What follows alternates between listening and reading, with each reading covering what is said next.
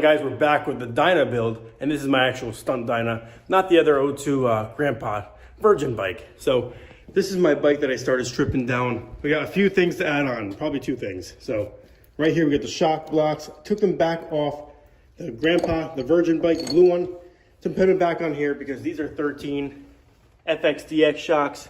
And my last stunt bike I had, I love the feeling. The DX shocks are 13 and a half with the 1 inch, so it brings up to like a 14. Nice gap, and then when I wheelie and I put all that pressure on the back tire, it doesn't squat so much. So should have a little more lift in the back. Better for wheelies if I want to do wheelies. And we also kind of did something, so don't tell my brother, but we actually stole the blue tin set off that Grandpa bike, and we're gonna put it on this bike. So these are factory O2 original Harley tins, Super Glide tins. This right here is originally a factory 2002 Super Glide. So same exact tin, same model. This is a lowrider dash and tank. You can tell because it has two gas caps. Super Glide has just a center fill. No Super Glides in here, but lowrider. This is coming off. This is going on the other bike, so we can sell that. I already have both fenders pulled off. So we're gonna throw the blue tins on this, and we're gonna be good. So it's gonna be once again a factory O2 Super Glide. I would be happy with it. Factory tins I like. I love this custom paint job I did. It was good for the meantime. Super smooth, nice metallic in it. Clear coat was good. Custom graphic, but I just like the factory feel. So we're gonna go back with that. We're gonna throw these blocks on right now, and yeah, we'll see once we get the blocks on, the fender on, and see how it looks. If you guys don't know, I'm gonna show you real quick. This is how the factory lower bolt goes on. So you got this washer like that. It's like a factory Harley thick, pretty thick washer. So that goes on like that. But when you add this, it goes on like this with the hole in the front. So that's what makes the height. You slide this bolt through. And then this nut, and you don't use this no more because it's gonna be too far out because this is already spaced out. If you can see, the hole is already spaced out now from here out to here. So it's probably at the 3/8 mark. So now we got to jack it up that much to get it into that hole, and that gives us a 1 inch lift. So right now I got to do this side first before I can jack the bike up and get that to line up. So super easy, super cheap way to add a lift kit to your bike for the wheelies and the the gap in your fender look. So it's worth it. It's like $100. Oh no, we're still off. So keep on cranking, and you see this gap opening up.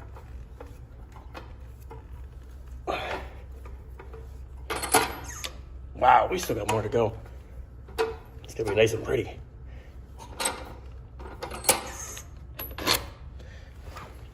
And you can't go too much on a lift if you're short. I'm 5'6", so it'll be comfortable with boots on, but you can't have a thick seat.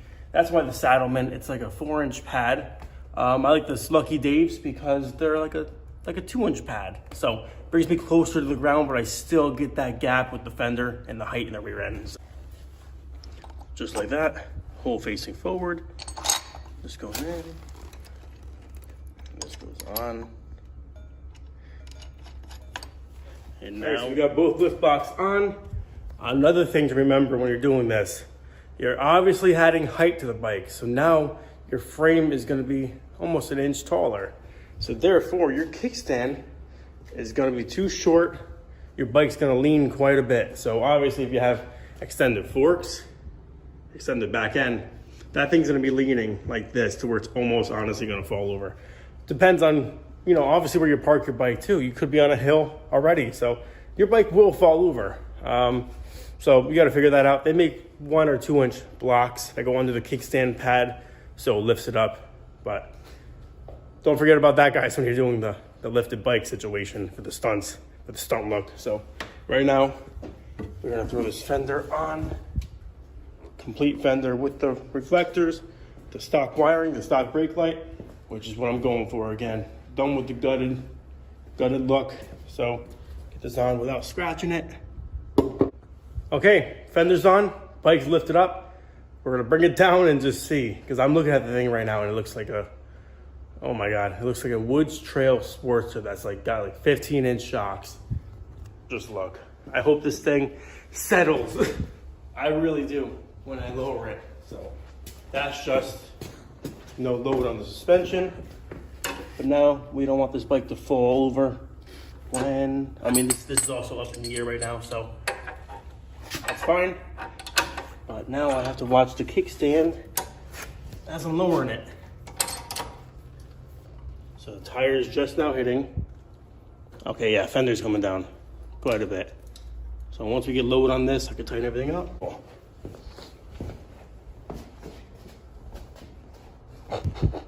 We definitely have to address that. So I think right now, I'm just gonna spin these shocks over to the lowest setting.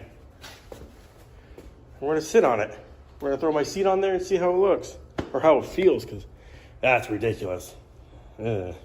Okay guys, back working on a customer's bike. Today we got the Street Glide, and we have to throw some fresh powder coat, glossy black, back on the bike. So there's a few things we have to do. I got this kickstand bracket assembly already on, but this I have to put on right here for the foot peg mount. Can't do that until the primary cover goes on. So we're waiting on gaskets for that. Crash bar, we have right there, brand new gloss black. We can actually throw that on probably right now. This is the mount for it. Mount here is accessible. And then this one right here. So we can't put the rocker assembly, the covers on here until, well no, we can't put the horn and the brace on until we get the head rocker covers on. And I don't like how we powder coated the inside and the surfaces, so that's not good. But I was told that gaskets stick fine. It still seals with the powder coat surface. I mean, I don't like that at all. I like more of a, I mean, yeah, it's still, I don't think it's gonna seal, but Mr. Bossman says it will seal, so we're gonna hope so. I just feel like the gasket isn't gonna stick as well to the gloss black smooth surface as it would with raw, you know, the raw metal. So I think it would seal better and stick better to that than to a glossy slick finish, but who knows. Doing next, still waiting on a belt for this. So before I forget how this thing goes back together, hopefully we get the belt real soon. Okay guys, day 2 or day 3 working on the Dyna. So this is it, finally on the table, and that is gorgeous looking. So right now, well, you can see how dirty the wheels are, but when they're cleaned up chrome with chrome sprocket, nice gloss black, clean swing arm, it's gonna look real pretty. So today's plan, purple has to go. That has to go on the other bike. So thank God this bike sat in my house, in my garage for the whole winter, ever since the end of summer. So we ran this bike empty every few weeks. It's empty. So now I can take the gas tank off without getting gas everywhere. So the crossover lines are the most dreadful thing about a Harley. Well, gas tank wise, because if you turn the petcock off, undo it right here, it's not gonna leak. But of course, you got a full tank. You got 2 holes, the hose in this hole, the inlet, that leak. So you gotta pull up real fast, plug it back in, but it's always a mess. So thank God that's empty. Let's take this seat off, put that right here, and 1/2-inch bolts right here and right here. And then we're gonna take this hose off, undo this. I'm sure there's a little bit of gas in there, so we're gonna drain a little bit. But once we get that off, we can officially start cleaning every single thing. So the rocker covers, the whole top end, clean the frame, and start finishing the sanding on the fins so they actually match. You can see they're just gloss black all the way around. This side's pretty much done, but little stuff, like all the fins, they don't look good on a motor. The motor doesn't look good if all the fins aren't evenly polished and clean and shaved, sanded on the side, because I don't like the straight black cylinders. So we need the nice sanded sides, like that side's done. So right now, let's get this off. This sucks right here. Got a little bit of gas there, a little leakage from wheelies, but yeah, let's get this off. All right, so tank is off. I thought it was empty because I had it running the last time I had it running and it shut off with the gas on. Oh no, I had the gas off and I ran out of the carb, so the carb wouldn't have gas sitting in it for months. So the tank was half full, so we had to drain it. But right now, we're about to pull off this clutch cable, so that's already all the way in. Just because it's yellow, it's nasty, and it's frayed right there. That'll cause a hard clutch. And it's actually snapped right here. So I rode it like that, honestly, for 3-4 months, just like that. So that's why there's oil everywhere on this bike. Oh, right here, that's from the exhaust, but all this oil, all the dripping was from that. So I was losing trans fluid right here, clutch fluid, whatever, as I was riding. I just kept checking it and kept filling it up. So this is pretty easy. I'm just gonna cut this right here, pull this out, and we're gonna pull this cover off and go from there. So take this cover off. I think I'm gonna pull this cover off because the shift shaft that comes out of the transmission, we have to swap this out. So top cover comes off and something up top in here, and we're gonna have to figure out how to get this out, but that's bent. There's a C-clip and then there's a seal behind this washer. So it's kind of hard to see right now, but if that is bent forward, there's gonna be a nice gap right there on the right side of the seal on the shaft right here. So that's gonna cause all this leaking. And it also, the shifter will get caught up. You shift down, you have to lift it up a little bit just so the shifter is centered. It's so annoying. So we gotta take this off, clutch cover. And you look at the sprocket, dead on. It's not even straight. So this spacer comes out, and then I think we're gonna be perfectly straight. So we should be good there. All right, so clutch cover is off, trans cover is off. Something I found, I mean, I think I mentioned this already, but when you spin the sprocket, you hear a little grind. Like right there.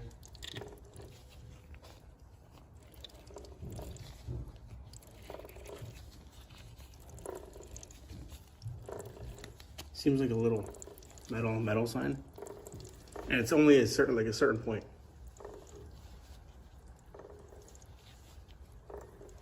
So I don't know, but right now I just decided while we're here already, let me pull this cam cover off. This motor has probably about 15,000 miles on it, so I want to pull the cam cover off. I just want to check the tensioners, the cam chain tensioners, and usually they go around 30,000, sometimes 10, 20,000. They start to break apart.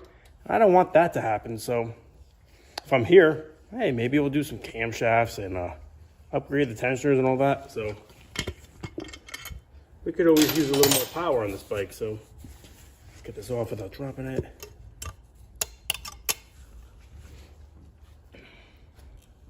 Sit right here, and yeah, I'm gonna say that this is pretty black, so that needs an oil change, but I don't want to break it apart. But the chain isn't loose, so that's a good thing. But I also see wear right there.